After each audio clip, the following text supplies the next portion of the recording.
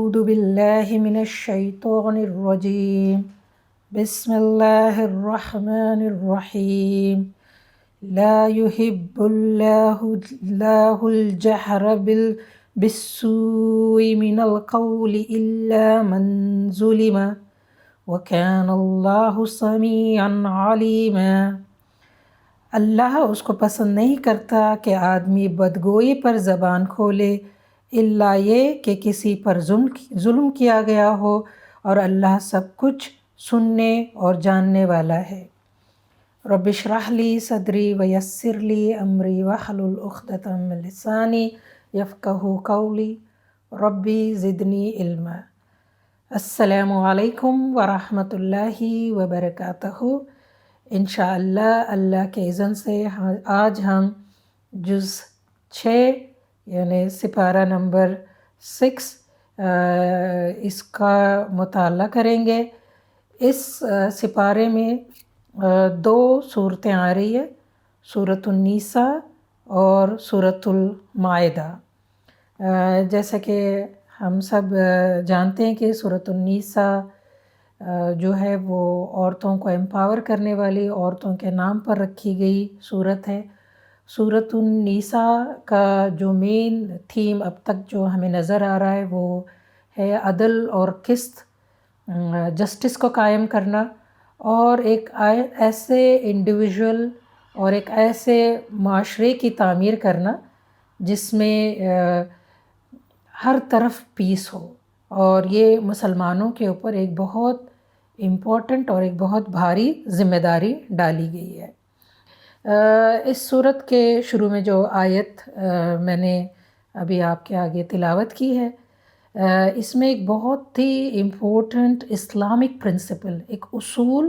اسلامی اصول for collective life, اجتماعی زندگی کے لیے اللہ تعالیٰ دے رہے ہیں۔ اللہ تعالیٰ یہ کہہ رہے ہیں کہ اللہ تعالیٰ کو بدگوئی، ایک معاشرے میں جو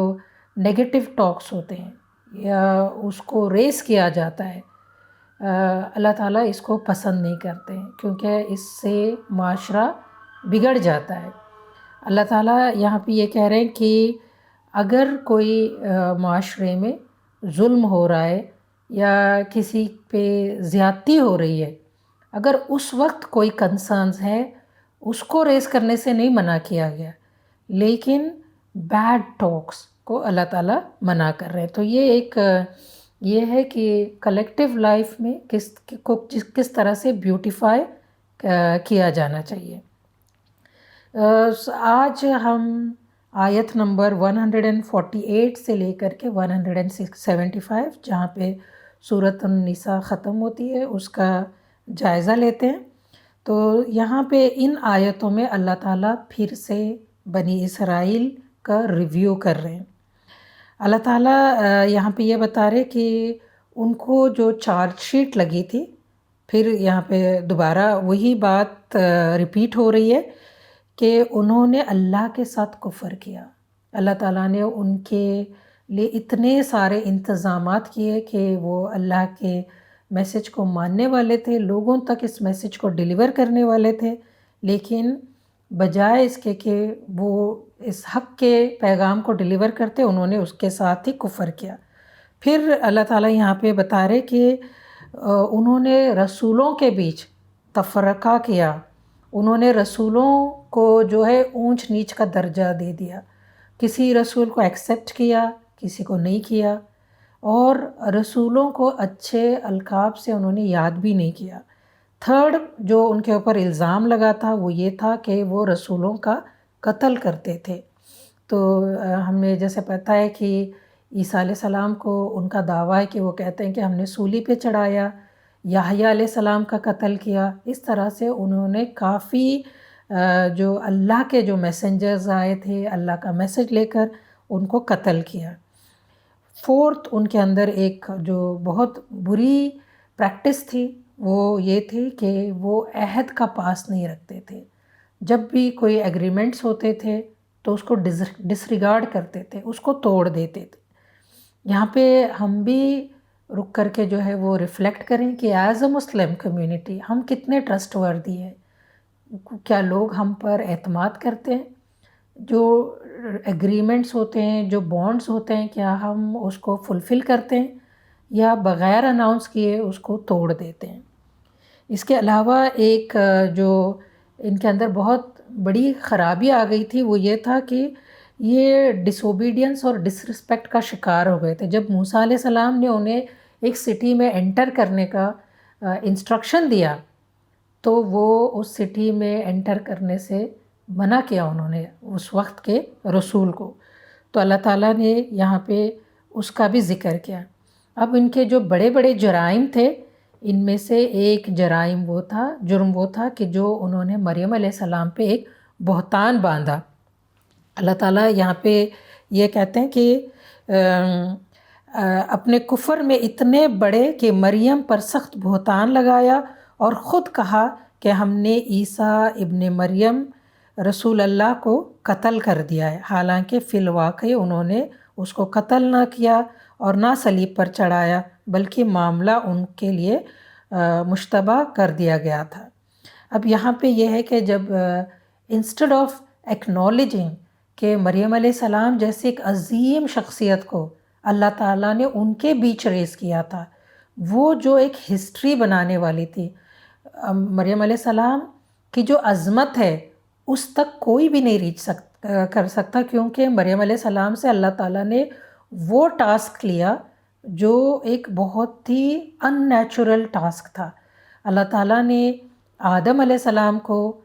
مٹی سے پیدا کیا بغیر ماں باپ کے،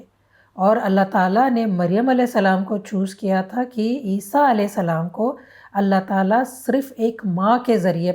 پیدا کریں گا. یہ اللہ تعالیٰ کا ایک بہت بڑا میریکل تھا جو اللہ تعالیٰ نے مریم علیہ السلام سے لیا تھا، اور ان کی قوم نے بجائے اس کے کہ وہ اس پر پراؤڈ فیل کرتے یا وہ اللہ کا شکر ادا کرتے، انہوں نے مریم علیہ السلام پہ بہت بڑا بہتان لگایا. اور جس طرح سے انہوں نے مریم علیہ السلام کو ایڈریس کیا تھا کہ اے ہارون کی بیٹی، اور کہ ہم تم سے یہ امید نہیں رکھتے تھے، مریم علیہ السلام کو بہت اذیت دی، تو اس کا بھی یہاں پہ ذکر ہے. اور بنی اسرائیلیوں نے یہ کیا تھا کہ عیسیٰ علیہ السلام ان کو ان کے نزدیک یہ تھا کہ وہ کروسیفائی کیا یا ان کو صلیب پہ چڑھا دیا، لیکن یہاں پہ اللہ تعالیٰ یہ بتاتے ہیں کہ یہ معاملہ ان کے لیے جیسے کہتے ہیں نا ہم انگلش میں کہ ہنگ کر دیا گیا، ان کو ڈاؤٹس میں اللہ تعالیٰ نے چھوڑ دیا. اب اللہ تعالیٰ یہ کہہ رہے ہیں کہ عیسیٰ علیہ السلام کو اللہ تعالیٰ اٹھائیں گے قیامت کے دن، اور اس وقت عیسیٰ علیہ السلام جو ہے وہ جو حق بات تھی، جو سچی بات تھی، اس کو عیسیٰ علیہ السلام جو ہے وہ لوگوں کے سامنے رکھ دیں گے کہ میں اللہ کا بیٹا نہیں ہوں. یہاں پہ اللہ تعالیٰ ایک آیت میں بتاتے ہیں کہ اس مسیح نے کبھی اس بات کو عار نہیں سمجھا کہ وہ اللہ کا ایک بندہ ہے، یعنی عیسیٰ علیہ السلام نے ہمیشہ اس چیز کو ایکسیپٹ کیا کہ وہ اللہ کے بندے ہیں اور اللہ کے بیٹے نہیں ہے. اور یہاں پہ پھر اللہ تعالیٰ جو ہے یہ بھی بات آپ صلی اللہ علیہ وسلم کو تسلی دے رہے ہیں، کیونکہ آپ صلی اللہ علیہ وسلم جب مدینہ میں یہ میسج لے کر کے آئے تھے تو آپ صلی اللہ علیہ وسلم کا انکار کرنے میں اہل کتاب سب سے آگے تھے، اور یہ بات جو ہے آپ صلی اللہ علیہ وسلم کو بہت پریشان کرتی تھی. تو اللہ تعالیٰ نے آپ صلی اللہ علیہ وسلم کو تسلی دیتے ہوئے کہا کہ یہ لوگ اگر آسمان سے کتاب نازل ہوتی ہوئی دیکھ بھی لیں تب بھی یہ نہیں مانیں گے، کیونکہ اسی طرح کے مطالبے انہوں نے موسیٰ علیہ السلام سے کیا. موسیٰ علیہ السلام نے اتنے معجزات دکھائے، معجزات دکھانے کے باوجود انہوں نے موسیٰ علیہ السلام کو نہیں مانا. تو اے اللہ کے رسول، آپ جو ہے اس پہ اپنے دل کو تنگ نہ کریں، آپ انکمفرٹیبل نہ فیل کریں. اللہ تعالیٰ یہاں پہ ان آیتوں میں یہ بھی بتا رہے کہ یہ کتنا اچھا ہوتا اگر بنی اسرائیل جو ہے آپ صلی اللہ علیہ وسلم کی دعوت پر لبیک کہتے، کیونکہ میسج تو وہی تھا. میسج میں اللہ تعالیٰ نے کوئی الگ میسج نہیں آیا تھا، اور اگر یہ جو بنی اسرائیل تھے یہ نان سیریس ہو گئے تھے، یہ جو میسج آیا تھا اس کے تعلق سے ان کا نان سیریس ایٹیٹیوڈ جو تھا وہ یہ سارے جو الزام ان پہ لگائے گئے وہ ان کا ایٹیٹیوڈ کو ظاہر کرتا تھا۔ اللہ تعالیٰ یہ کہہ رہے ہیں کہ ان کے لیے دنیا میں بھی اور آخرت میں بھی ذلت ہے، رسوائی ہے۔ اور اللہ تعالیٰ پھر یہاں پہ ان آیتوں میں ان اہل کتاب کا ذکر کرتے ہیں، جیسے کہ ہم نے پچھلی دفعہ بھی پچھلے سپارے میں بھی اس بات کو کیا تھا کہ اللہ تعالیٰ کا رول ان جنرل نہیں ہوتا کہ ہر ایک کو ایک ہی پینٹ کے برش سے پینٹ کرنا، یہ مقصد نہیں ہوتا۔ بنی اسرائیلیوں میں بہت سے لوگ تھے، میجورٹی آف دیم جو تھے وہ غلط طریقہ انہوں نے اپنایا تھا، لیکن ایک اچھا خاصا طبقہ ان کے اندر وہ بھی تھا جو اللہ سے ڈرتا تھا اور نبیوں کی باتوں کو مانتا تھا۔ تو اللہ تعالیٰ نے ان کا بھی یہاں پہ ذکر کیا ہے۔ اللہ تعالیٰ نے یہاں یہ جو ایک اصول نکلتا ہے نا، یہ ہم سب کے لیے بھی ایک اصول ہے کہ ہم جب کسی قوم کے اگینسٹ ہماری کوئی دشمنی ہو جاتی ہے یا کوئی جیلسی آتی ہے تو ہم امیڈیٹلی کس طرح سے مخاطب ہوتے ہیں کہ وہ سارے کے سارے ایسے ہیں، جبکہ یہ قرآن کا اصول نہیں ہے۔ قرآن کبھی بھی سب کو ایک ہی طرح سے نہیں دیکھتا، بلکہ ان کے اندر جو اچھائی ہے اس کو بھی قرآن جو ہے وہ بیان کرتا۔ اب یہاں سے اس کے بعد اللہ تعالیٰ نے سورۃ النساء میں اس چیز کو بھی ہائی لائٹ کیا ہے جو عیسائی یہ سوچتے ہیں کہ خدا تین ہے، جو ٹرینٹی کا جو کانسیپٹ ہے اس کو بھی اللہ تعالیٰ نے کلیریفائی کیا ہے۔ اور اللہ تعالیٰ نے یہاں پہ یہ بتایا کہ عیسیٰ علیہ السلام نے کبھی بھی خدائی کا نہ دعویٰ کیا نہ خدا کا بیٹا بننے کا دعویٰ کیا، بلکہ عیسیٰ علیہ السلام نے یہ کہا کہ میں تو اللہ کا بندہ ہوں۔ اور آخر میں یہاں پہ ایک دعوت دی جا رہی ہے، ایک انویٹیشن آپ صلی اللہ علیہ وسلم کی زبان سے اہل کتاب کو۔ یہاں پہ سمجھنے والی یہ بات ہے کہ ایک کمیونٹی پہ اللہ تعالیٰ نے ایک پوری چارج شیٹ لگائی، ان کو ڈسمس کیا، ان کو اپنے رول سے ہٹایا، اور اس کے باوجود بھی اللہ تعالیٰ جو ہے ان کو ابھی بھی ان کے ساتھ انویٹیشن والا معاملہ اب بھی جاری ہے۔ ہمیں بھی یہاں پہ یہ سوچنا چاہیے کہ ہم بھی اپنے تعصب میں، اپنے دشمنی میں کسی کے ساتھ اس طرح کا رویہ نہ رکھیں کہ ہم نے ان پر حجت ہی تمام کر دی۔ The door for invitation to this message should always be open۔ یہاں پہ اللہ تعالیٰ 171 نمبر کی آیت میں یہ بتا رہے، لوگوں یہ رسول تمہارے پاس تمہارے رب کی طرف سے حق لے کر آ گیا ہے، ایمان لے آؤ، تمہارے ہی لیے بہتر ہے، اور اگر انکار کرتے ہو تو جان لو کہ آسمان اور زمین میں جو کچھ ہے سب اللہ کا ہے۔ یعنی ایک قوم کو چارج شیٹ ملنے کے بعد بھی اللہ تعالیٰ اس قوم کو اس نئے رسول کے ذریعے جو ہے وہ پھر انوائٹ کر رہے ہیں۔ آخر میں سورۃ النساء میں 176 نمبر کی جو آیت ہے، آیت کلالہ اس کو کہتے ہیں، یہ پھر شرعی احکام یہاں پہ آ رہا ہے ان لوگوں کے تعلق سے کہ اگر کوئی مرد یا کوئی عورت جب اس کی وفات ہو جاتی ہے اور وہ مر جاتے ہیں اور ان کے پیچھے وہ کسی کو، مطلب ان کا جو نہ میاں ہے تو نہ اس کی بیوی ہے اور نہ بچے ہے، اور اگر بیوی ہے تو اس کا میاں بھی نہیں ہے اور بچے بھی نہیں ہے، تو جو وراثت ہے، جو جائیداد ہے، وہ بھائی بہنوں میں چلی جائیں گی۔ یہاں پہ سورۃ النساء ختم ہوتی ہے۔ ہم اللہ تعالیٰ سے دعا کرتے ہیں کہ اللہ تعالیٰ اس صورت میں جو احکام آئے ہیں، چاہے وہ انفرادی نوعیت کے ہے،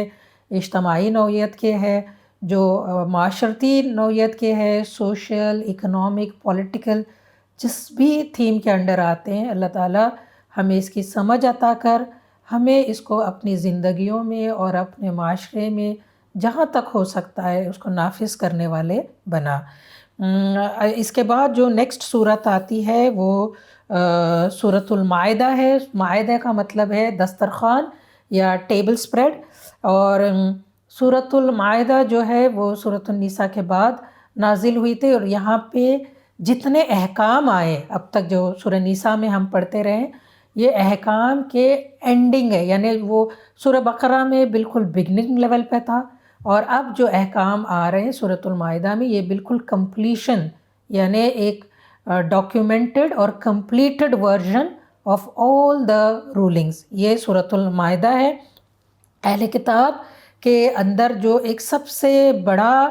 کرائم تھا یا ایک ان کا سب سے بڑا جرم تھا کہ وہ کووننٹس کو ایگریمنٹس کو ڈسریگارڈ کرتے تھے اور توڑ دیتے تھے. تو اللہ تعالیٰ نے سورۃ المائدہ کو شروع ہی اس سے کیا ہے،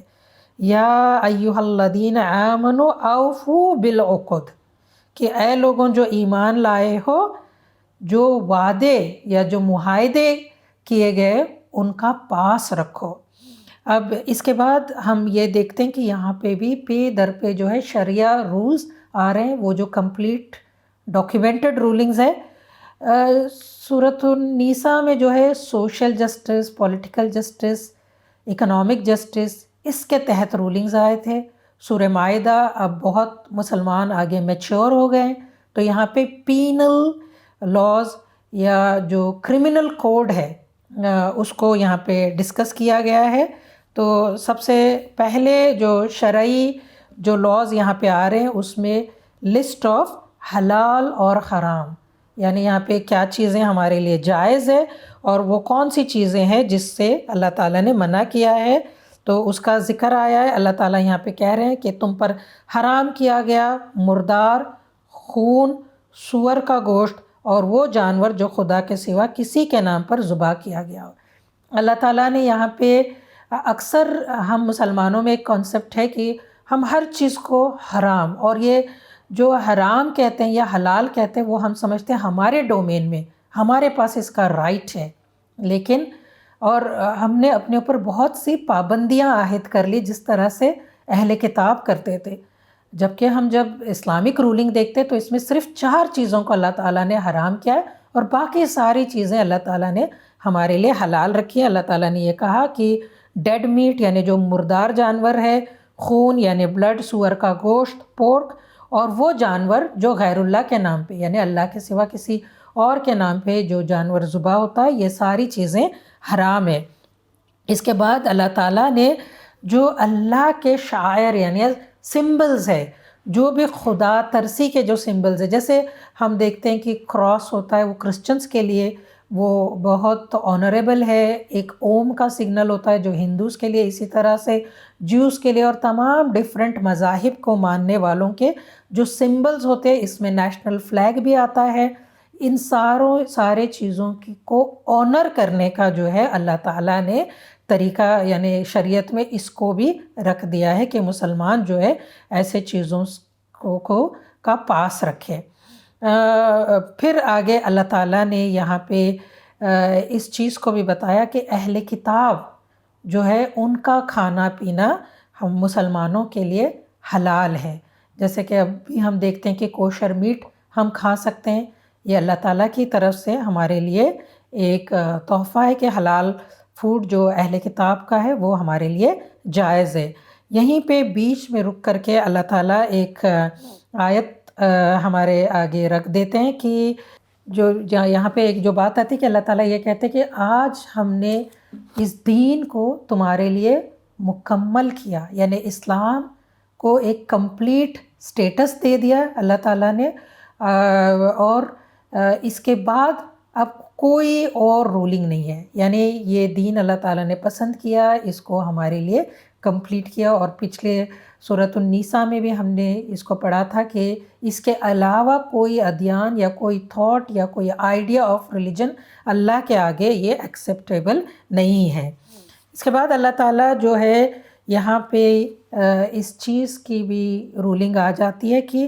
اہل کتاب کی عورتوں کے ساتھ جو شادی کا معاملہ ہے اس کو اللہ تعالیٰ نے کلیئر کیا ہے کہ مومن مرد یعنی مسلم مردوں کے لیے اللہ تعالیٰ نے اہل کتاب کی عورتوں کو جائز کیا ہے. اب اس کے بیچ بھی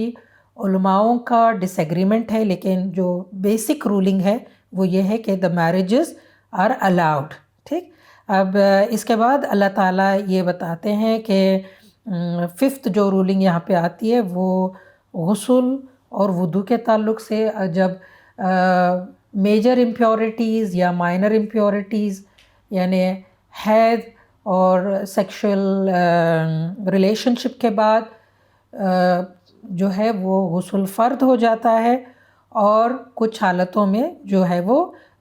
وضو کا بھی طریقہ یہاں پہ بتایا گیا ہے، اور پھر انہی شریعت کے قوانین میں تیمم کا طریقہ بھی بتایا گیا کہ جب طبیعت ٹھیک نہ ہو یا پانی کی اویلیبلٹی نہ ہو یا خطرہ ہو تو اس وقت میں تیمم کیا جا سکتا ہے۔ اب اس کے بعد اللہ تعالیٰ نے یہ کہا ہے کہ جب کوئی کانسپریسیز کرتا ہے اپنے ملک کے اگینسٹ، اپنے اسٹیٹ کے اگینسٹ، اور یہاں پہ یہ ہے کہ اگر اسلامی ریاست بن جاتی ہے اور اس میں بددیانت لوگ اگر کانسپائر کرتے ہیں، سازشیں کرتے، تو ان کو کس طرح کا پنشمنٹ ملے گا، اس کے تعلق سے بھی جیسے کہ ابھی ہم نے بات کی تھی کہ یہاں پہ پینل لاز اور کرمنل کوڈ جو ہے اس کو اس صورت میں جو ہے وہ ہائی لائٹ کیا گیا ہے۔ اس کے علاوہ اللہ تعالیٰ یہاں پہ وسیلے کے تعلق سے بات کرتے ہیں کہ اللہ تک پہنچنے کے لیے، اللہ تک اپنی فریاد لے جانے کے لیے اللہ تعالیٰ نے سورۃ البقرہ میں پہلے ہی بتا دیا تھا کہ اللہ تعالیٰ ہم سب کے جو شہ رگ ہے، جو جگلر وین ہے، جو ایک انسان کی باڈی میں اس کے بہت قریب ترین وین ہے، اس سے بھی زیادہ اللہ ہم سے قریب ہے، اور ہم جو بھی اللہ سے مانگتے ہیں اللہ تعالیٰ اس کو سنتا ہے اور اس کو قبول بھی کرتا ہے۔ یہاں پہ اللہ تعالیٰ نے یہ بتایا کہ اللہ تعالیٰ کو ریچ کرنے کے جو ذرائع ہیں اس میں ایک ہے اسماء حسنہ۔ جب ہم دعا کرتے ہیں تو اسماء حسنہ کے ذریعے، اللہ تعالیٰ کے ایٹریبیوٹس کے ذریعے اللہ تک ریچ کیا جا سکتا ہے۔ اس کے بعد جو ہے جو ہم اچھے اعمال کرتے ہیں اس کا وسیلہ بھی ہم یوز کر سکتے ہیں کہ اللہ تعالیٰ میں نے یہ کام خالص تیرے لیے، تیری محبت میں نے یہ کام کی تھی، تو اللہ تعالیٰ تو میری دعا کو سن لے۔ اور جیسے ہم اوروں سے بھی کہتے کہ آپ ہمیں اپنی دعاؤں میں یاد رکھنا، یا جو رائٹیس پیپل ہوتے ان کے ذریعے بھی اللہ تعالیٰ ہمارے دعاؤں کو سنتا ہے۔ اس کے بعد جو اس سپارے میں آخری جو پینل کوڈ آیا ہے وہ چوری کے تعلق سے آیا ہے۔ اب اللہ تعالیٰ یہ بتاتے ہیں کہ جو چور ہے اس کے ہاتھ جو ہے وہ کاٹے جائیں گے۔ اس آیت کو سمجھنے کے لیے ایک بہت براڈ مائنڈ سیٹ کی ضرورت ہے۔ یہ آیت جو ہے ہر چور کے ہاتھ جو ہے وہ نہیں کاٹے جائیں گے۔ یہ آیت کو امپلیمنٹ کرنے سے پہلے، اس قانون کو امپلیمنٹ کرنے سے پہلے ہر طرح کا انتظام ہوگا، یعنی ایکول اپورچونیٹیز ہوں گی، جاب اویلیبلٹیز ہوں گی، اسٹیٹ کے طرف سے جن لوگوں کے پاس کھانے پینے کے لیے یا سوشل بینیفٹس نہیں ہے اس کا انتظام ہوگا۔ اور اس سب کے باوجود سارے جو فیسلٹیز ہے وہ ان پلیس ہوں گے، اس کے باوجود اگر انسان چوری کرتا ہے تو پھر اس کے ہاتھ جو ہے وہ کاٹے جائیں گے۔ اس کو سمجھنا بہت ضروری ہے کیونکہ ایک کانٹیکسچول آیت ہے، اور میجورٹی آف دا شریعہ جو ہے جو کمیونٹی کے لحاظ سے وہ کانٹیکسچول ہے، اس کو اللہ تعالیٰ ہمیں توفیق اور سمجھ دے کہ ہم اس کو صحیح انداز میں سمجھیں، ایکسیپٹ کریں اور امپلیمنٹ کریں۔ اس کے بعد جو سورۃ المائدہ میں جو سیکنڈ امپورٹنٹ ٹاپک یہاں پہ جو آ رہا ہے وہ بنی اسرائیلیوں کے تعلق سے، پھر اللہ تعالیٰ کیونکہ یاد رہے کہ سورہ بقرہ سے لے کر کے سورہ مائدہ جس میں سورۃ الفاتحہ بھی انکلوڈڈ ہے، یہ ایک گروپ کو بلانگ کرتے ہیں، اور اس گروپ کا مین تھیم ہی یہ ہے کہ بنی اسرائیلیوں کو اللہ تعالیٰ ڈسمس کر رہے ہیں اپنے پوزیشن سے، ان کو معزول کر رہے ہیں، ان سے لیڈرشپ لے رہے ہیں۔ تو اللہ تعالیٰ وقتاً فوقتاً جو ہے ان صورتوں میں رک کر کے بیچ بیچ میں ان کو بتاتے ہیں کہ کس وجہ سے ان کو معزول کیا جا رہا ہے، اور نئی امت کو وارن کرتے ہیں کہ اگر آپ کا رویہ بھی ایسے ہی ہوگا تو آپ بھی ڈسمس کیے جاؤ گے۔ تو اللہ تعالیٰ یہاں پہ پھر بنی اسرائیلیوں کو بھی اس بات کی تاکید ملی تھی کہ اے لوگوں جو ایمان لائے ہو، اللہ کی خاطر راستی پر قائم رہنے والے اور انصاف کی گواہی دینے والے بنو۔ یہ جو انصاف اور راستی کی باتیں یہ صرف قرآن مجید میں نہیں آئی تھی، بلکہ اس سے پہلے جو کتابیں آئی تھی، چاہے وہ تورات ہے یا انجیل، یہ